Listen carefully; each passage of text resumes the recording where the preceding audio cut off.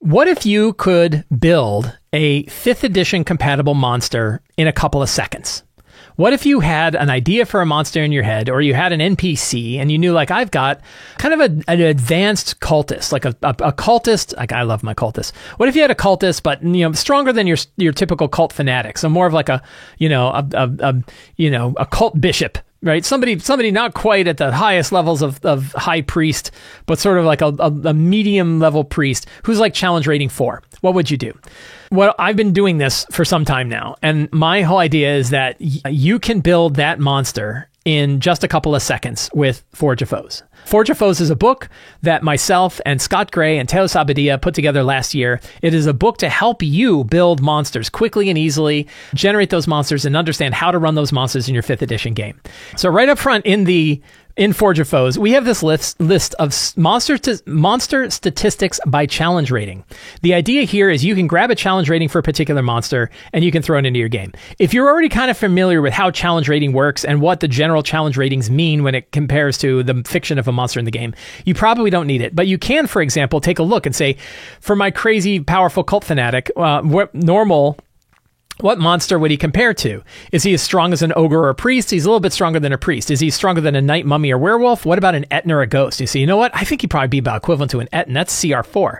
Then you can look at your stats and say, okay, that cult fanatic, elite cult fanatic would have an AC of 14, 84 hit points, plus 6 to hit, 28 damage per round, 2 attacks, 14 damage each. And you're done. Now, the instant monster part is that's really all you need. Those stats that I just whipped out are really all you need in order to run a monster at your table. You don't almost need anything else. So if you want that instant monster, just grab the core stats, drop them in there, and then wrap it in the flavor and the fiction of the game. Describe what the blasts, when you have your cult fanatic, your elite cult fanatic, when he's throwing bolts, what do they look like? Bolts of blood magic are arcing from his hands, hitting 2 people for 14 damage each, right? Or what was it, 14 damage? Yeah, 14 damage each. So you can flavor your baseline stats with any flavor you want, and it will make that monster really feel unique. I have been using monsters like this for more than a year now. Probably more than half, maybe 2/3 of the 5th edition monsters that I've been running in my 5th edition games, I've used just this table to generate those monsters. And I've asked my players afterwards how they felt about the monsters. You know, what did they think? Could they even tell? In some cases, I would test them. Like, where did you think I got that monster from? And I go, did you get that from the Monsters Menagerie? I'm like, no, right? I got that from Forge of Foes, from the one table that I've been using the same for the year. Players generally, the players that I run for, aren't paying a lot of attention to the effects that monsters have. They're paying attention to their characters and what their characters can do, which means that we can use very simple statistics for 5th edition monsters, and we can flavor them in the flavor of the world, describing the crazy attacks they have, describing how they're pulling rocks out of the ground and hurling them with telekinetic force without having to change the stats at all. We can just use the base stats that are here. And that's that concept of an instant monster. So where did this come from? One of the things that I really liked about this, and where I got the idea of, like, we can build really fast monsters with hardly anything, was from the Cypher system. The Cypher system is Monte Cook Games' home, or their core system for their role-playing game products like Numenera and The Strange and a bunch of other different RPGs. And one of the interesting things about monsters and challenges in the Cypher system is you just pick a number, and from that single number between 1 and 10, you can build all of the stats out for a given monster. You can't quite do that with 5th edition because there isn't exactly super simple equations that you can keep in your head. You can kind of make some, but the equations are not perfect. So it's not quite as easy as the idea of saying, like, a Cypher monster has hit points of 3 times whatever challenge rating you picked. Doesn't quite work that way. The other one is this idea of an instant monster may not be for everybody. You might just have heard that I picked a stat block with like 5 numbers in it, and I ran an elite cult fanatic using that, and go, well, that's not a real monster. Real monsters have to have all of the stats. They have to have the different traits that they've got. They've got their special attacks. You're skipping all of that stuff, and that's true. I am. And maybe you don't want to skip all that stuff, and that's true too. That's okay. You don't have to skip all that stuff. You can keep using your monsters. So I'm not saying this is the only way. I still use monsters from other other books. I still love other monster books. I still like to have monsters that have those chewy components. But I'll tell you, sometimes it's way faster for me to just whip out one of those stats from Forge of Foes and run a monster, and no one cares. It's easier and faster for me. I can write that one line into my notes, so I don't even have to look anything up, and my players are just as happy. In fact, what they go is like, man, those monsters are really tough because the math is tuned up a little bit. One thing to consider, and this is an important tip for, I think, all GM prep for RPGs. I think this is important for all the prep we do. The prep that you put together is not something you're publishing for someone else. You're writing this prep only for you, which means you only need the stuff that you need in order to run it at your table. You don't have to fill everything out. You don't have to have monster descriptions. You don't need to have every single line in there. You don't need to go through the math on how their proficiency bonus plus their ability score is what comes down to the attack bonus. You don't need to do all that. You can just pick an attack bonus and go with it. And that's true for building adventures. It's true for building your sessions. It's true for building almost everything in your RPG. All you need are the notes to help you run the game. You can throw them right out. You never have to show them to anyone else. And it just needs to be enough for you to enjoy the game that you're running and that your players will enjoy it. And that's why, oh, wait, Mike, what about their wisdom saving throw? What if something happens? I'll make it up. I'll make up the wisdom saving. How wise is the creature? Is it really dumb? Then it's just a straight roll. Are they really wise? Then I'll use whatever their attack bonus was for their wisdom save, because it's probably the same as their proficiency bonus, right? So you get to just make those things up, and it doesn't have to be super solid because you're not publishing the material that you have there. The other one is not to worry too much about fine-tuning the CR. I get a lot of people that say, hey, when you modify monsters like this, don't you have to recalculate the challenge rating? No, you don't. You know your players. You know their capabilities. So you know if you throw a monster out there, and you add some stuff, is that really going to push the characters or not? Once you get down to the characters at your table, you have a far better understanding of challenge than the monster challenge rating does, which means you don't have to recalculate a challenge rating. You don't have to recalculate that stuff. Don't hang on too tightly to the math is a big part of challenge rating and everything else. Ability checks. So I talked about this a little bit. I got too many windows open. What about ability scores? So the big one for ability scores, like as I just said, you can make them up. When you're making up your cult fanatic, let's say we have our elite cult fanatic, right? It's challenge rating 4, elite cult fanatic, really powerful cult fanatic. Well, I know that he's probably pretty good at wisdom. So I know that I can use the same proficient ability bonus, which is what we use for an attack bonus, and we use it for other stuff. I can use that +6 as his wisdom saving throw. So if he gets hit with a wisdom save, he has +6 on that saving throw. What about a con save? Probably not super con, so I'll go with a 0. What about charisma? Maybe a couple of points on charisma. Maybe he's +2 on charisma. I only really need to come up with those ability scores if I actually need them at the moment, and then I can improvise them. So how do you improvise an ability score? An ability score improv is basically somewhere from 0 to whatever their proficient ability bonus is, whatever that scale is, and you pick a number somewhere in between there. Some monsters, like zombies, you might even go down below 0 to like -2, and you can kind of remember that from monsters. Oh no, this monster's really not dexterous, so it's -2 on its dex saves.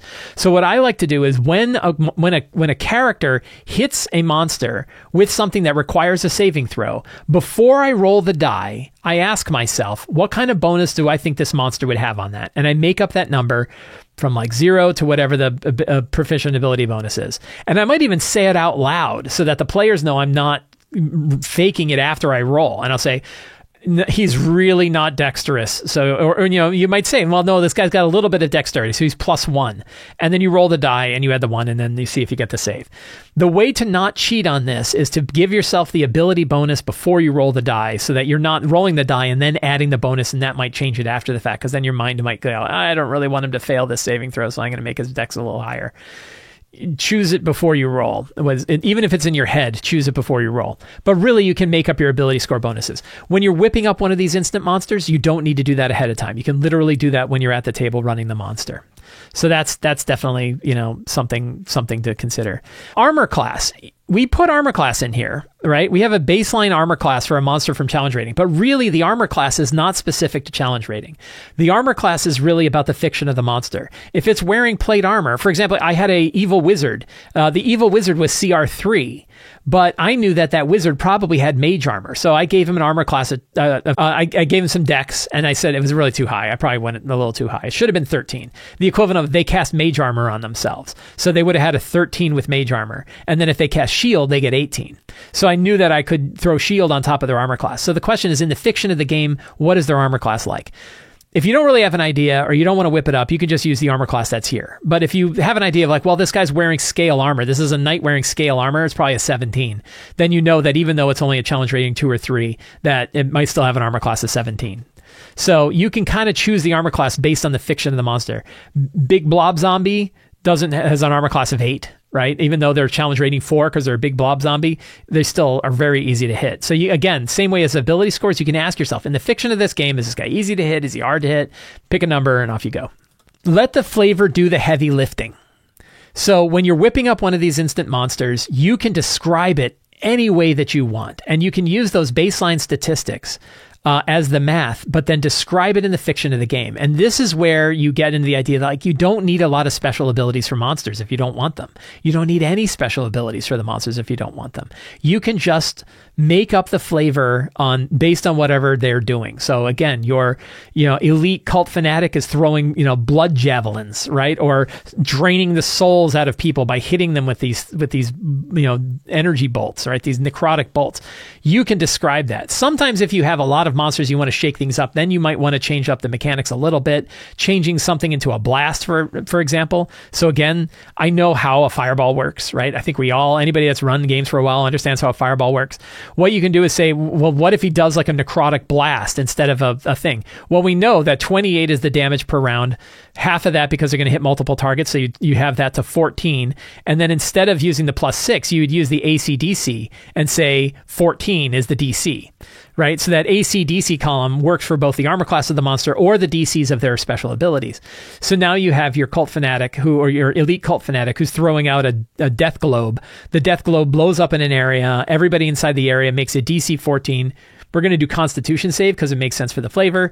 They make that save. They take 14 damage on a failure or 7 damage on a success. Right? We're doing a little lower than a fireball because it's CR4. It'd be higher. Fireballs would be really powerful.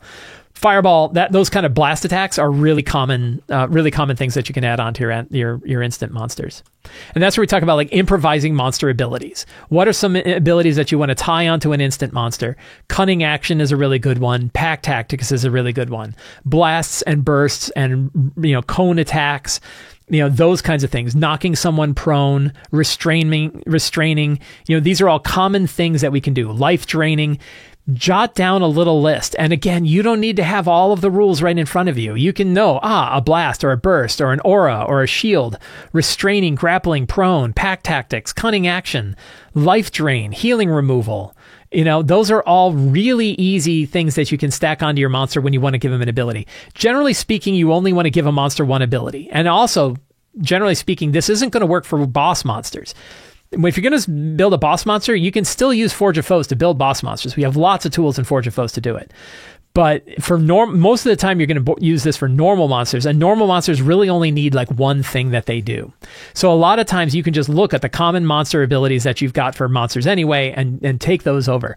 Now, of course, Forge of Foes is packed with monster powers. So read through Forge of Foes, pick out monster powers you like, circle them or highlight them. Take a Sharpie. You have my permission. It's your book. Take a Sharpie and draw circles around the monster powers that you think are really good that you can use in lots of different circumstances, and drop those onto your monsters in different circumstances, and you can definitely reflavor your monsters. I think instant monsters is a really, really powerful and valuable trick. If you think back to the old adage of RPGs and of D&D in particular of just use a bear. There was always this idea of like, if you have a monster and you don't really know what it's about, just take the bear stat block and run the bear stat block. What we've done is given you the bear stat block for every challenge rating from 0 to 30. So you can build a bear at whatever challenge rating you want and then reflavor it with any flavor that you want in order to build a monster at the table really, really quickly. If you're skeptical about this, if you don't like this at all, you certainly don't have to use it. If you're skeptical about it but kind of interested, try it with a couple of monsters. Use your monster book for everything, but just take some monsters that really don't matter, maybe a couple of guards, a couple of other NPC stat blocks. Try just putting the one-line stat block in and using it for those. See how your players react to it. See if they notice. Maybe do it for a couple more. See if they notice that. And then you decide, when is it appropriate to pull out a monster book and run a monster with a full stat block? When can you get away with just a few stats that you jotted down in your notes? I think instant monsters are a really, really powerful tool, and I hope you'll check them out. I hope you enjoyed this show. If you did, you can subscribe to the Sly Flourish newsletter and get a weekly newsletter that has links to all of the work that I do, including a RPG-related article, and you get a free adventure generator for signing up. It's absolutely free to sign up. You can support me directly on Patreon, where you get access to all kinds of tips, tools, tricks, source books, all kinds of stuff you get to help you run your game. You get access to the dedicated Discord server where us and a bunch of lazy DMs get together and talk about our games, and you help me put on shows like this. And you can pick up any of my books at the Sly Flourish bookstore, linked in the show notes, including Return to the Lazy Dungeon Master, the Lazy DM's Workbook, Lazy DM's Companion, Fantastic Adventures, and all of the other fantastic books. They're all available in the bookstore. Thank you so much. Have a great day, and get out there and play an RPG.